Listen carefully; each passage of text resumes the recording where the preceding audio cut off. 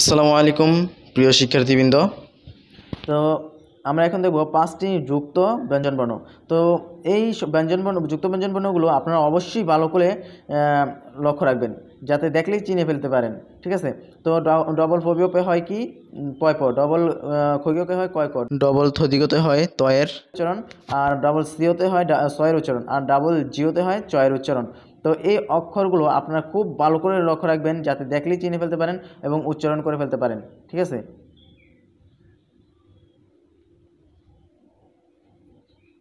তো আমরা এখন দেখব স্বরবর্ণ।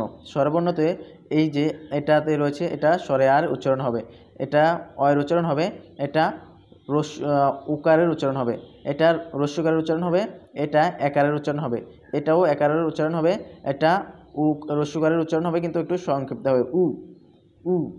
এটা ইয়ের উচ্চারণ হবে অর্থাৎ রসিকার।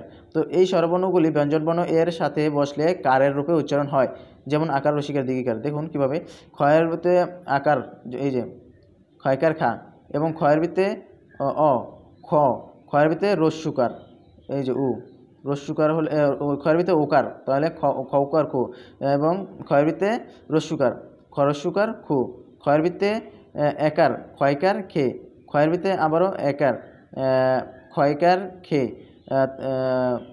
এবং ক্ষয়ের ভিতরে রস্যুকার সংক্ষিপ্ত খরস্যুকার খু, এবং ক্ষয়ের ভিতরে রস্যিকার রয়েছে খরস্যিকার খি।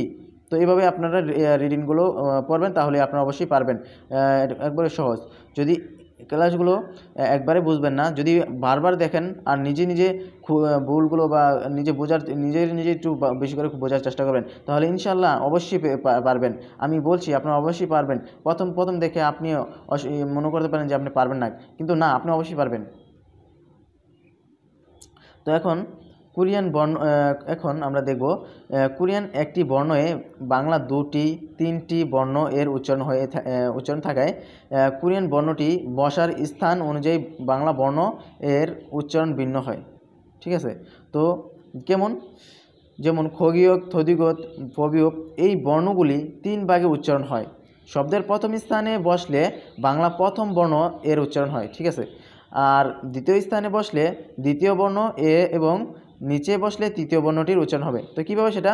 প্রথম স্থানে বসলে প্রথম বর্ণটির বাংলা, দ্বিতীয় স্থানে বসলে বাংলা দ্বিতীয় বর্ণ, এবং তৃতীয় স্থানে বসলে বাংলা তৃতীয় বর্ণটির উচ্চারণ হবে। কীভাবে? আমরা আগেই বলেছিলাম যে খগিয়কের খ, গ, ক, প্রথম হলে খ, মাঝখানে হলে গ, আবার নিচে হলে ক। তো আমরা সেটাই দেখবো। দেখুন এখন যেমন উদাহরণ দেওয়া হয়েছে, দেখুন আমরা এটা পড়েছি কি খগিয়ক, তো প্রথম হলে কি খ, এবং দ্বিতীয় খগিয়ক খ, গ, ক, তো খ, তারপরে যে দ্বিতীয় হওয়াতে গ, নিচে বসাতে ক। এবং এটাতে আমরা পড়েছি থদিগত, প্রথম হওয়াতে থ, দ্বিতীয় হওয়াতে দ, এবং তৃতীয় হওয়াতে নিচে বসলেই ত, অর্থাৎ নিচে বসলেই ত হবে। উপরে যদি আরেকটা থদিগত থাকতো তাহলে কিন্তু ওই দয়ের উচ্চারণই হতো, আর নিচে বসলেই তয়ের উচ্চারণ হবে। আর যদি ডাবল আরেকটা সিউত এখানে দিয়ে দিতাম তাহলে আবার তয়ের উচ্চারণই হবে, ডাবল থদিগতে তয়ের উচ্চারণই হয়। আচ্ছা, তারপরে দেখুন ফবিওপের ফ, ব, প আমরা পড়েছি। ফবিওপের কী হয়? ফ, ব, প হয়। তো আসলে প্রথমে হলেই ফ, দ্বিতীয় হলে ব, তৃতীয় হলেই পয়ের উচ্চারণ হবে, তাহলে ফা বা প। আমরা ব্যঞ্জনবর্ণ দেখছিলাম যে ফয়কার ফা, বয়কার বা, প, ফা বাপ। ঠিক আছে, ফা বাপ হচ্ছে। তো এখানে রিউল, সিউত, জিউত, ছিউত, খিউক, থদিগত, ফিউপ, হিউত, দনিয়ন, বমিয়ম এই বর্ণগুলি দুই ভাগে উচ্চারণ হয়। উপরে বসলে বাংলা প্রথম বর্ণ এর উচ্চারণ, এবং নিচে বসলে বাংলা দ্বিতীয় বর্ণ এর উচ্চারণ হয়। ঠিক আছে। তো কিভাবে সেটা আমরা দেখি। এটা রিয়লের কি হয়? র এবং ল হয়। তা হচ্ছে, আর রয়েছে আকার, রয়কার রা, ল, রাল, এবং এই সিউতের সয়কার সা, ত, সাত, সিউতের স, নিচে বসলে ত, সাত, এবং এটা হচ্ছে জিউতের যা, জয়কার যা, তো, জাত।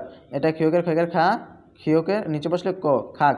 এটা ফিউপের ফয়কার ফা, পাপ। এভাবে আপনারা এইগুলো সব রিডিং পড়ে ফেলবেন, তাহলে আপনারা পেরে ফেলবেন। কারণ একটা পড়তে পারলে আপনি অবশ্যই সবগুলো পড়তে পারবেন, যদি আপনি স্বরবর্ণ এবং ব্যঞ্জনবর্ণগুলো মুখস্থ করে ফেলতে পারেন এবং দেখেই চিনতে পারেন, তাহলে অবশ্যই আপনি রিডিং পড়তে পারবেন।